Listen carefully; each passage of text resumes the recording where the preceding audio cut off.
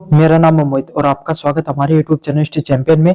तो जैसा कि आप जानते हो, आपका जो पेपर होने वाला है हिंदी साहित्य का, कौन सा हिंदी साहित्य का जो आपका पेपर होगा थर्ड सेमेस्टर माइनर का, राजस्थानी भाषा एवं साहित्य या फिर आपका राजस्थान भाषा एवं साहित्य का जो भी पेपर होने वाला है, किसी भी यूनिवर्सिटी के विद्यार्थी हो तो आपके लिए सबसे महत्वपूर्ण क्लास होने वाली है। मेरी क्लास का देखो यही है, मैं आपके सामने जब रिवीजन कराता हूँ तो पूरा रिवीजन कराता हूँ, वन शॉट क्लास लेता हूँ। ऐसी क्लास कराऊंगा जिसके अंदर आपका कंप्लीट रिवीजन देखने को मिल जाए। इंपॉर्टेंट क्वेश्चन करवाने वाले बहुत है आपके सामने, लेकिन मैं पूरा थ्योरी आपको अच्छे से रिवीजन करवा के दूंगा। साथ के साथ आप सब बच्चों को एक टारगेट भी देता हूं, अपने को 25,000 सब्सक्राइबर पूरे करने हैं। कितने? 25,000 सब्सक्राइबर पूरे करने हैं और आपका एक एक बच्चे का योगदान चाहिए मुझे सब्सक्राइबर पूरा करने में। हर एक स्टूडेंट का मुझे जरूरत है। आप सब्सक्राइब करो और अपने 5 स्टूडेंट है उसको ये वीडियो शेयर करो, और जब पेपर देने जाओ तो उनसे सब्सक्राइब भी करो। फोन कोस के करो, लेकिन करो सब्सक्राइब, उन सभी से सब्सक्राइब करा दो भैया आपके सामने। साथ के साथ कोने में जो व्यू प्रोडक्ट वाला ऑप्शन है, इस पे क्लिक करके अगर फ्लिपकार्ट पर मित्रा से कोई प्रोडक्ट खरीदोगे, सबसे ज्यादा आपको डिस्काउंट देखने को मिलेगा। क्या मिलेगा? सबसे ज्यादा आपको डिस्काउंट मिलेगा। तो आपके सामने जरूर से कोई ना कोई प्रोडक्ट खरीद लेना। साथ के साथ ये जो पेपर होने वाला है राजस्थानी भाषा और साहित्य, इसकी पीडीएफ कहां पर मिलेगी इसके बारे में भी मैं आपको बता देता हूं। अगर आप इसकी फ्री में पीडीएफ डाउनलोड करना चाहते हो तो डिस्क्रिप्शन में टेलीग्राम का लिंक दे रखा है। जैसे टेलीग्राम के लिंक पे क्लिक करोगे, आपके सामने आपको हमारे टेलीग्राम चैनल पे पहुंच जाओगे। उसके ऊपर आपके सामने पहुंचने के बाद यूनिवर्सिटी चैंपियन पीडीसी लिखा है, इस पे क्लिक करना है। जैसे क्लिक करोगे, यहाँ पर फाइल वाले सेक्शन है, इस पे आपको क्लिक करना है। जैसे क्लिक करोगे, कोने में सर्च वाला ऑप्शन मिलेगा। कौन सा सर्च वाला ऑप्शन मिलेगा? वहां पर हिंदी सर्च कर लेना। क्या? हिंदी सर्च कर लेना। और जैसे हिंदी सर्च करोगे, यहाँ पर Hindi literature minor third semester के नाम से एक पीडीएफ पड़ी होगी, इस पे आपको क्लिक करना है। जैसे क्लिक करोगे, ऐसे आपके सामने पीडीएफ पर पहुंच जाओगे और आपके सामने उसको फिर पढ़ लेना है। तो चलिए शुरू करते हैं आपके सामने क्लास को। यूनिट फर्स्ट को राजस्थानी भाषा का उद्भव और विकास से संबंधित पूरी क्लास होने वाली है। पहला प्रश्न है, राजस्थानी भाषा के उद्भव विकास पर प्रकाश डालिए। कैसे अपनी जो राजस्थान की जो भाषा है, मारवाड़ी है ना, इसके अंदर अलग अलग खिरोड़ी भाषा, अलग अलग प्रकार की भाषाएं बोली जाती हैं, उसका उद्भव कैसे होता है और उसका धीरे धीरे विकास कैसे देखने को मिला, इसके बारे में अपन विस्तार से पढ़ेंगे। राजस्थानी भाषा का उद्भव मतलब विकास कहां से होता है? एक सौर सेन उपभ्रंश एक क्षेत्रीय रूप से गुजरी उपभ्रंश से माना जाता है। मतलब एक कौन सी उपभ्रंश? अपभ्रंश क्या होता है? कोई भी जो भाषा होती है ना, उसके मूल तत्व है। समझ में आ गया? सबसे पहले हिंदी भाषा में किसी ने ए लिखना सीखा होगा, है ना? तो इस प्रकार से आपके सामने जो कौन सा अपभ्रंश है इसका? भाई सौर सेन अपभ्रंश। कौन सा? सौर सेनी अपभ्रंश से इसका क्या माना जाता है? उद्भव माना जाता है। और क्षेत्रीय रूप क्या इसका? गुजरी अपभ्रंश। कौन सा?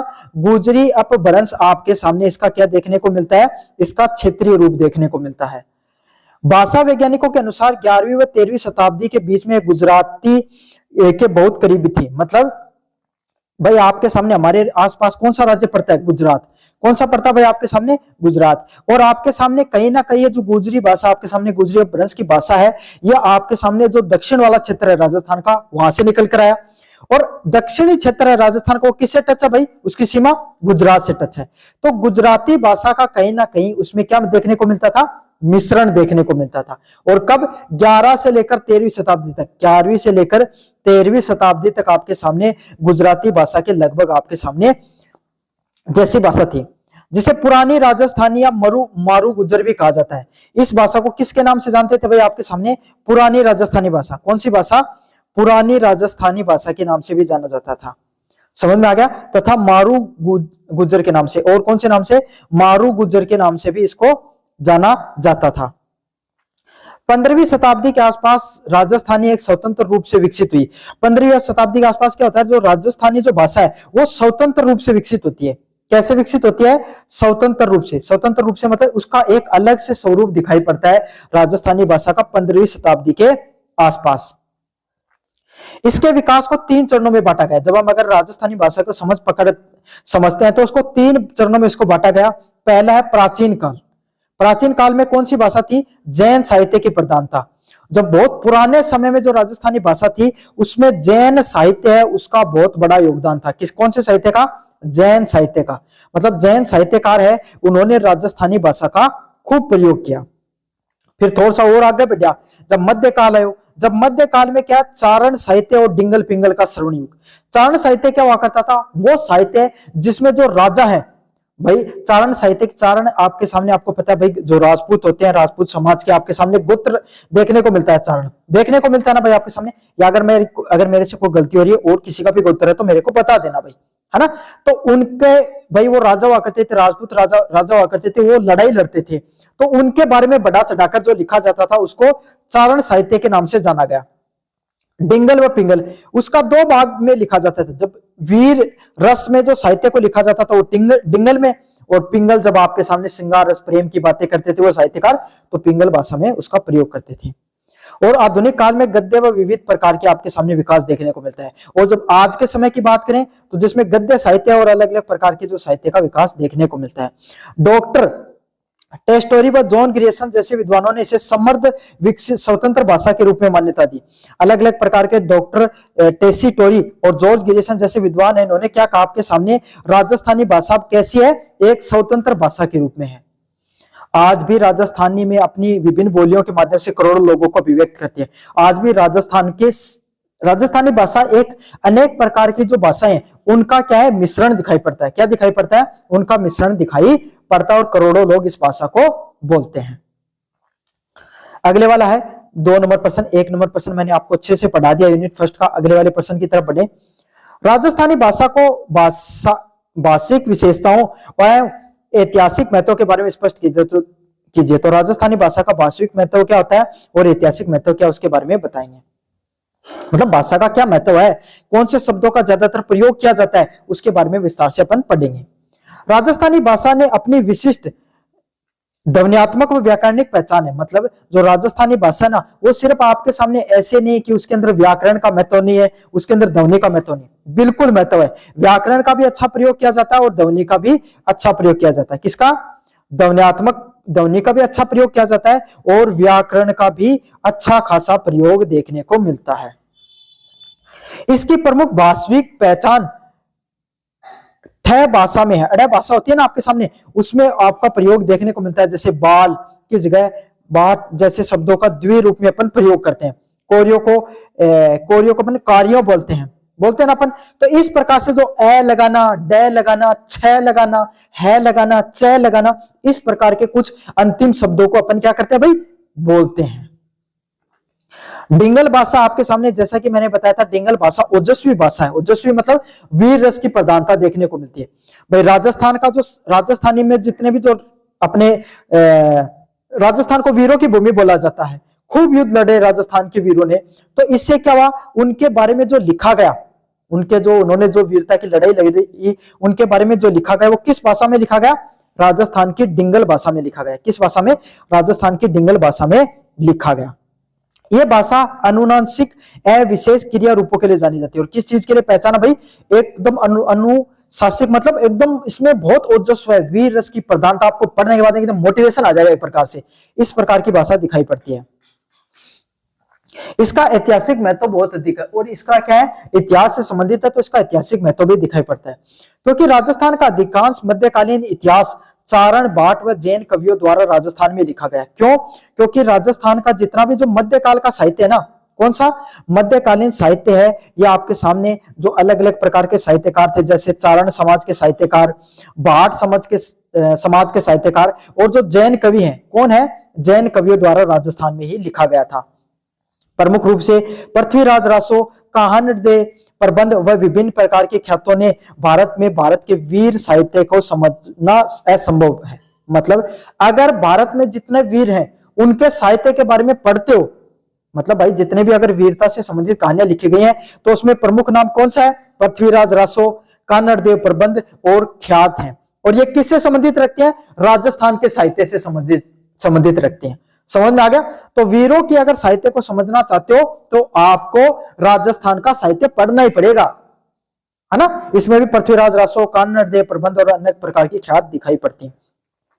यह भाषा केवल संवाद का ही साधन नहीं, बल्कि राजपूत शौर्य, त्याग व संस्कृति का अस्मिता का रक्षण करती है। मतलब ये जो साहित्य है, इसमें सिर्फ आपस में बातचीत से संबंधित नहीं है। इसमें जो राजपूती राजा हुआ करते थे, राजपूत राजा हुआ करते थे, उनका जो शौर्य और पराक्रम देखने को मिला। उन्होंने अनेक प्रकार के राजाओं से लड़ाई करी, मुगलों से संघर्ष किया, जो दिल्ली सल्तनत पे अनेक प्रकार के जो अरब आक्रमणकारी थे उनसे हमने संघर्ष किया, उसका शौर्य की कहानियां देखने को मिलती हैं। हमारे समाज का त्याग और संस्कृति दिखाई पड़ती है। समझ में आ गया? तो राजस्थानी भाषा की क्या क्या महत्व था उसके बारे में अपन ने विस्तार से पढ़ा। यूनिट फर्स्ट को मैंने आपको अच्छे से पढ़ा दिया।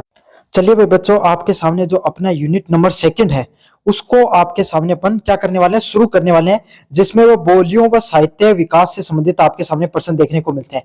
किससे संबंधित प्रश्न देखने को मिलते हैं? बोलियों एवं साहित्यिक विकास से संबंधित आपके सामने सारे प्रश्न देखने को मिलेंगे।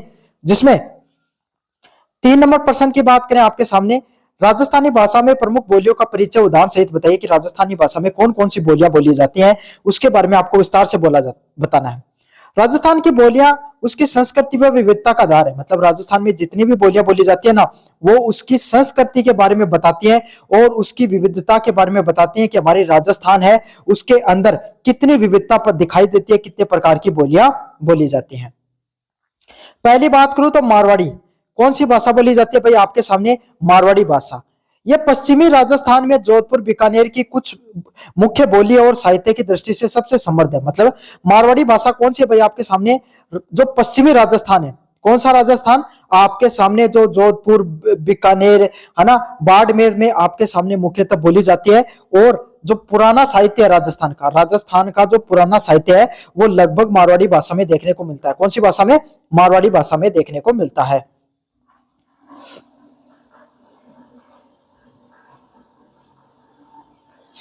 अगले वाली की बात करें आपके सामने, ढूंढाती भाषा।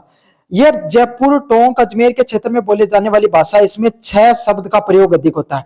आपने अधिकतर सुना होगा ये इधर नीम का थाना, चौमू, जयपुर, टोंक, देवली, इधर वाला जो क्षेत्र है इसके अंदर आपके सामने मुख्यतः ढूंढाती भाषा बोली जाती है। कौन सी भाषा बोली जाती है भाई? ढूंढाती भाषा बोली जाती है। और इसमें 6 का आपके सामने केकरच है, सुने हो ना आपने ऐसे सब, तो वो ढूंढाती भाषा के नाम से उसको जाना जाता है। अगले वाली भाषा मेवाती भाषा। अलवर व भरतपुर के मेवात क्षेत्र में आपके सामने जो यूपी और आपके सामने कुछ हरियाणा का जो एरिया टच हो रखा है किसका? अलवर भरतपुर का, उसमें जो भाषा बोली जाती है उसको मेवाती बोला जाता है। कौन सी भाषा? मेवाती भाषा के नाम से जाना जाता है। जिसमें ब्रज भाषा का प्रभाव, क्यों? यूपी से जुड़ी हुई है। किससे जुड़ी है भाई आपके सामने? उत्तर प्रदेश से जुड़ी हुई है। उत्तर प्रदेश में ब्रज भाषा आपके सामने बोली जाती है उस क्षेत्र में, उसका ब्रज भाषा का कुछ मिश्रण किसमें देखने को मिलता है? मेवाती भाषा में देखने को मिलता है।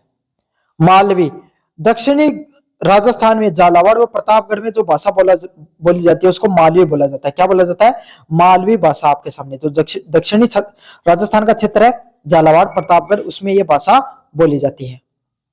वागड़ी भाषा डूंगरपुर, बांसवाड़ा क्षेत्र में बोली जाने वाली भाषा, जिसे भीली भाषा के नाम से भी जाना जाता है। वागड़ी भाषा कौन सी होती है भाई आपके सामने? जो भील है ना आपके सामने, डूंगरपुर व बांसवाड़ा के जो आपके सामने भील है, आपके सामने आदिवासी इलाका है, उसमें जो लोग बोलते हैं भाषा को, उसको वागड़ी भाषा के नाम से भी जाना जाता है। उदाहरण के लिए मारवाड़ी में कठे जावस है, कहा जा रहे हो? ढूंढाती में कठेजास है। वो तो कंठे बोलते हैं और यहाँ पे खट्टे बोलते हैं, है ना, कठेजास है। दोनों फर्क है, तो दोनों में आपके सामने इस तरीके से सेम ही शब्द है, लेकिन अर्थ मतलब सेम है, लेकिन दोनों को बोलने का तरीका अलग अलग है। तो यह आपके सामने राजस्थान के अंदर कुछ प्रमुख बोलियां हैं जिसके बारे में मैंने विस्तार से बताया। अच्छे से पढ़ लेना, 1% बाहर नहीं जाएगा इससे। राजस्थानी साहित्य का विकास क्रम, प्रमुख विधाएं और प्रवृत्तियों का वर्णन कीजिए। राजस्थानी साहित्य का विकास लगभग 1000 वर्ष पूर्व था। कब था? आपके सामने 1000 वर्ष पहले आपके सामने जो राजस्थानी जो साहित्य है उसका विकास देखने को मिलता है। प्रारंभ में जैन संतों का उपदेशात्मक काव्य देखने को उभरा। मतलब प्रारंभ में जो जैन संत है ना आपके सामने, उन्होंने राजस्थानी साहित्य का निर्माण किया। किसने किया? जैन संतों के द्वारा राजस्थान साहित्य का निर्माण किया गया। उसे उपदेशात्मक काव्य के रूप में भी जाना जाता है। किसमें? वो आपके सामने समाज सुधार की बातें करते थे, लोगों को क्या देते थे? उपदेश देते थे। क्या देते थे? लोगों को उपदेश देते थे। तो उस साहित्य को उपदेशात्मक साहित्य के रूप में भी जाना जाता है।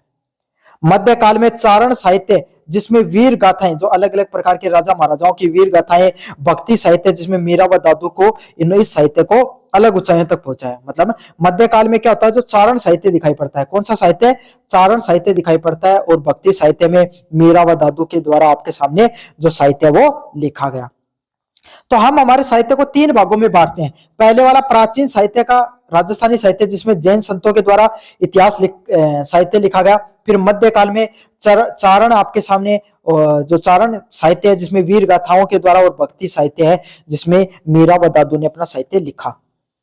प्रमुख विधाएं हैं वात, वात मतलब कहानी, जो आपके सामने राजस्थान में जो कहानी है उसको वात बोला जाता है। ख्यात क्या होती है? ऐतिहासिक विवरण, जो राजा महाराजाओं क्या क्या करते थे, राजा महाराजाओं ने युद्ध कैसे लड़े, उनका जीवन कैसा था, समाज कैसा था, जो इतिहास के बारे में जो चीजें बताई जाती है उसको किसके नाम से जाना जाता है? ख्यात के नाम से जाना जाता है। रासो, रासो क्या था? वीर काव्य, जो अलग अलग प्रकार के राजाओं का जो आपके सामने वीर साहित्य देखने को मिलता है उसको रासो साहित्य के नाम से जाना जाता है।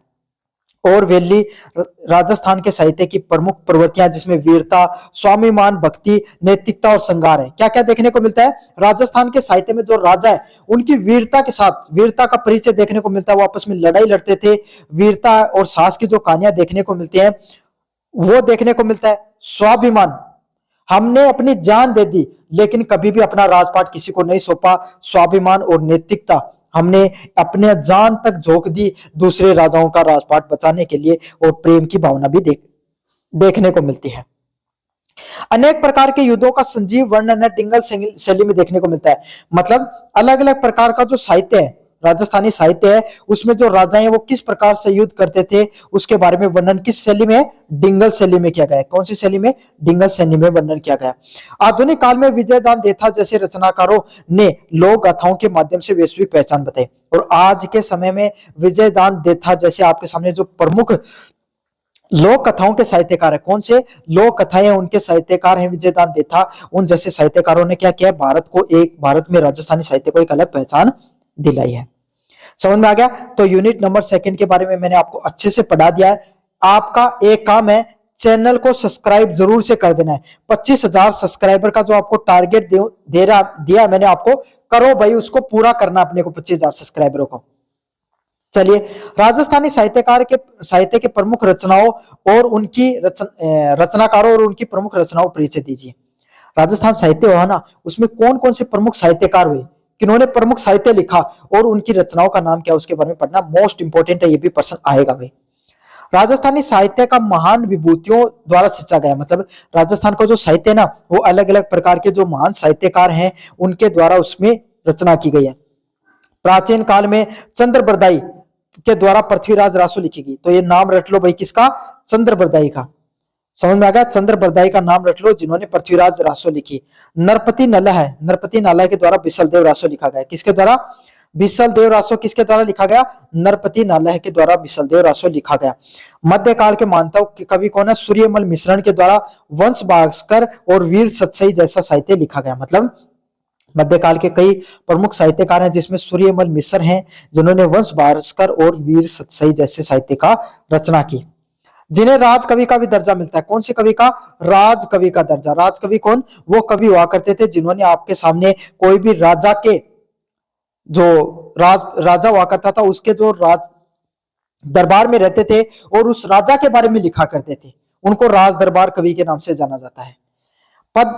पदानब ने कानड़ देव प्रबंध लिखकर वीरता का अनुपम उदाहरण के रूप में प्रस्तुत किया। मतलब पद्मनाभ है, उन्होंने क्या किया? कानड़ देव प्रबंध लिखा और जो राजस्थान का जो साहित्य है उसके बारे में, वीरता के बारे में बताया। आधुनिक काल में कन्हैयालाल सेठिया जिन्होंने पाथल और पीथल, धरती दोरारी जैसे साहित्य को रचना की। तो ये नाम रख लो भाई, कन्हैयालाल जो सोठिया है सबसे ज्यादा मोस्ट इंपोर्टेंट है, कंपटीशन में पर्सन सेम टू सेम आता है। कौन? कन्हैयालाल सोठिया जिन्होंने पाथल और पीथल और धरती दोरारी साहित्य लिखा। राजस्थानी चेतना को सवर दिया, मतलब जो राजस्थान की जो भाषाई विविधता है, किस प्रकार लोगों की अपनी भावनाओं को पेश करते हैं उसके बारे में बताया।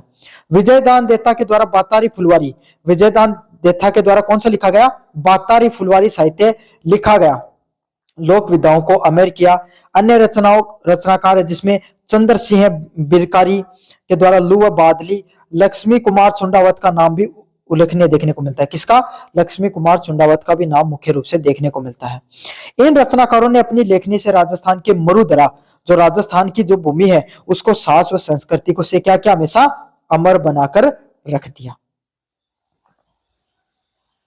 चलिए भाई, राजस्थानी साहित्य में वीर, श्रृंगार व भक्ति प्रवृत्ति की विवेचना कीजिए। मतलब राजस्थानी जो साहित्य है उसमें वीरता की, साहस की बात कैसे होती थी, श्रृंगार की बातें कैसी हुआ करती थी, प्यार मोहब्बत की, और भक्ति की बातें कैसी होती थी उसके बारे में आपको बताना है। राजस्थानी साहित्य में वीर, श्रृंगार व भक्ति की त्रिवेणी देखने को मिलती है, मतलब तीनों चीजें देखने को मिलती है। वीर रस भी देखने को मिलता है, श्रृंगार रस भी देखने को मिलता है और भक्ति रस भी देखने को मिलता है। तीनों के तीनों आपके सामने रसों का त्रिवेणी संगम देखने को मिलता है, तीनों रस का समावेश उसके अंदर देखने को मिलता है। समझ में आ गया। तो राजस्थानी साहित्य में आपको पता है हमारे जो राजा हुआ करते थे, रजवाड़ों के द्वारा अनेक प्रकार का युद्ध लड़ा गया, तो उसमें उनकी जो वीरता की कहानियां है, तो वीर रस हो गया। श्रृंगार मतलब प्रेम, जो आपके सामने जो अलग अलग प्रकार के राजा जब युद्ध लड़ने जाते थे अलग अलग जगह पर, तो उनकी जो पत्नी है वो आपके सामने अकेली रहती थी, तो उनके द्वारा जो उसकी जो श्रृंगार व वीर रस का आप देखने को मिलता है। और मीराबाई व रैदास जैसे जो अलग अलग प्रकार के संत हुए जिन्होंने भक्ति के बारे में भी साहित्य लिखा, तो तीनों प्रकार का साहित्य इसमें देखने को मिलता है। समझ में आ गया। वीर रस राजस्थान के साहित्य की आत्मा है, जिसमें चारण कवियों ने डिंगल भाषा में युद्धों को ऐसा संजीव वर्णन किया। मतलब जो वीर रस है ना, वीर रस वो भारत राजस्थानी साहित्य की आत्मा है। क्या है? आत्मा है। क्यों आत्मा भाई आपके सामने? जिसमें जो चारण आपके सामने कवियों ने क्या किया, डिंगल भाषा के अंदर युद्धों का एकदम स्पष्ट रूप से बताया है, जिससे क्या पाठक का उत्साह जागृत हो जाता है, जो पढ़ने वाले लोग हैं उनका उत्साह वो बढ़ता है। श्रृंगार रस का वर्णन नायिका के विरह व प्रेम संबंधों से मिलता है। कोई भी जो नायिका है या आपके सामने जो राजकुमारी है, जो आपके सामने जो अलग होने के कारण क्या हुआ करती थी, उनके प्रेम किस प्रकार से होता था उसके बारे में बताया गया। उसमें प्रमुख ढोला मारूरा दोहा है, जिसमें मारू के सौंदर्य व विरह के बारे में बताया गया। ढोला मारू इसमें लड़की थी और ढोला इसमें क्या था आपके सामने, उसका प्रेमी था, तो वो उससे किस प्रकार से अलग हो जाते हैं, उनका जो एक दूसरे से अलग होने की जो कहानी वो बताई गई है। भक्ति रस, मीराबाई के पद व दादू दयाल की वाणियां प्रमुख है। राजस्थान में अगर भक्ति रस की बात करें, कौन से रस की बात करें, भक्ति साहित्य की बात करें, तो इसमें दादू दयाल और मीराबाई का नाम प्रमुख रूप से आता है। किसका? मीराबाई और दादू दयाल है, उनके द्वारा क्या लिखा गया, राजस्थानी साहित्य को सजीव बनाया गया। जहां निर्गुण व सगुण दोनों पद्धतियों का आपके सामने मेल देखने को मिलता है। निर्गुण कौन है? दादू दयाल। दादू दयाल भाई आपके सामने निर्गुण ब्रह्मा को मानते थे, ईश्वर पूजा को नहीं मानते, जो ईश्वर की जो आपके सामने मूर्ति पूजा को नहीं मानते थे। वहीं आपके सामने जो मीराबाई है, जो ईश्वर के साकार रूप को, ईश्वर हर कण आपके सामने हर जगह आपके सामने है, उन्होंने भगवान श्री कृष्ण को अपने आराध्य के रूप में पूजा, उनके प्रेम आराध्य के रूप में उनको अपने पति रूप में स्वीकार करके उनकी पूजा की। तो दोनों प्रकार के साहित्यकार देखने को मिलते हैं राजस्थान में, निर्गुण व सगुण भक्ति साहित्यकार। विशेष बात यही है कि अक्सर वीर रस में श्रृंगार का पट भी मिलता है। राजस्थान के साहित्य में क्या देखने को मिलता है? श्रृंगार रस है ना, उसमें आपके सामने वीर रस की कुछ कहानियां भी दिखाई पड़ती हैं। युद्ध पे जाते हुए पति का पत्नी से आग्रह करना, यह समन्वय राजस्थान साहित्य में ही देखने को मिलेगा और कहीं साहित्य में आपको नहीं देखने को मिलता है। समझ में आ गया आपके सामने। तो यूनिट नंबर 3 को आपको अच्छे से पढ़ा दिया भाई। अगर चैनल को अभी तक सब्सक्राइब नहीं किया, वीडियो को अभी तक लाइक नहीं किया, तो भाई क्या कर रहे हो, कर दो लाइक, आपका भी फायदा है ना। तो आपको वीडियो देखने को मिल जाएगा तथा अपना 25,000 का जो आपको टारगेट दे रखा उसको आपको कंप्लीट करना है हर हाल में। अगला, वीर सतसई का काव्यगत एवं साहित्य महत्व के बारे में बताइए। तो वीर सतसई का काव्यगत एवं साहित्य महत्व क्या है, उसके बारे में आपको विस्तार से बताना है। सूर्यमल मिश्र ने वीर सतसई राजस्थानी वीर काव्य की शिरोमणि ग्रंथ है। मतलब सूर्यमल मिश्र है, उन्होंने क्या किया, एक वीर सतसई नामक एक आपके सामने साहित्य लिखा, जो राजस्थानी वीर काव्य, मतलब राजस्थान में जितने जो वीर लोग हैं, जो जितनी वीरता की कहानियां है, उसका सबसे प्रमुख साहित्य है। कौन सा? वीर सतसई। और किसके द्वारा लिखा गया? सूर्यमल मिश्र के द्वारा। किसके द्वारा? सूर्यमल मिश्र के द्वारा यह साहित्य लिखा गया। इसका सर्जन 1857 के प्रथम स्वतंत्रता संग्राम के दौरान हुआ। कब हुआ भाई? सूर्यमल जो वीर सतसई कब लिखा गया? 1857 का जो अपन युद्ध हुआ, जो प्रथम स्वतंत्रता आंदोलन है, उसके अंदर इसका रचना की गई। इसका प्रमुख उद्देश्य सोते हुए राजपूत राजाओं व जनता का राष्ट्रीयता व स्वाभिमान को जागृत करना था। क्यों लिखा गया वीर सतसई? कि जो हमारे राजा थे वो अंग्रेजों की जो धीरे धीरे अधीनता स्वीकार कर रहे थे, उनके खिलाफ लड़ाई नहीं लड़ रहे थे, मतलब एक प्रकार से आपके सामने सो गए थे, उनके राजाओं की ने अंग्रेजों की जो अधीनता स्वीकार कर दी थी, उसके खिलाफ ये साहित्य लिखा गया। और जो जनता है उसको ये बताया जाए, उनकी जो राष्ट्रीयता की भावना है, हमारा जो राजस्थान है जो अपनी वीरता के लिए पहचाना जाता है, उसकी वीरता की भावना के बारे में लोगों को जागृत किया जाए, इसीलिए आपके सामने सूर्यमल मिश्र के द्वारा वीर सतसई लिखा गया और 1857 की प्रथम स्वतंत्रता आंदोलन में यह साहित्य लिखा गया है। काव्यगत दृष्टि से दोहा छंद का प्रयोग हुआ है। कौन से छंद का प्रयोग किया गया भाई? इसमें दोहा छंद का आपके सामने प्रयोग देखने को मिलता है तथा ओजस्वपूर्ण डिंगल भाषा का प्रयोग किया है। कौन सी भाषा का भाई आपके सामने? ओजस्वपूर्ण, ऐसी भाषा जो आपके सामने आप पढ़ो तो आपके अंदर मोटिवेशन भर दे, आप अपने देश के लिए मर मिटने को तैयार हो जाओ। इस प्रकार की जो भाषा है डिंगल भाषा, जो राजस्थान की प्रमुख रूप से भाषा बोली जाती है, उसका इसमें प्रयोग देखने को मिलता है। साहित्यिक रूप से इस ग्रंथ का इसलिए महत्वपूर्ण है क्योंकि कायरता का त्याग कर मातृभूमि पर मर मिटने पर प्रेरणा देती है। क्यों भाई आपके सामने साहित्यिक रूप से क्यों महत्वपूर्ण है? क्योंकि ये किस चीज की बात करती है कि आपके सामने आप ये ग्रंथ ये कहते हैं कि हमें कायर नहीं रहना है, कायरता को त्याग करके जो हमारी मातृभूमि है इसके लिए हमें त्याग देना है और मर मिटने के लिए तैयार रहना है।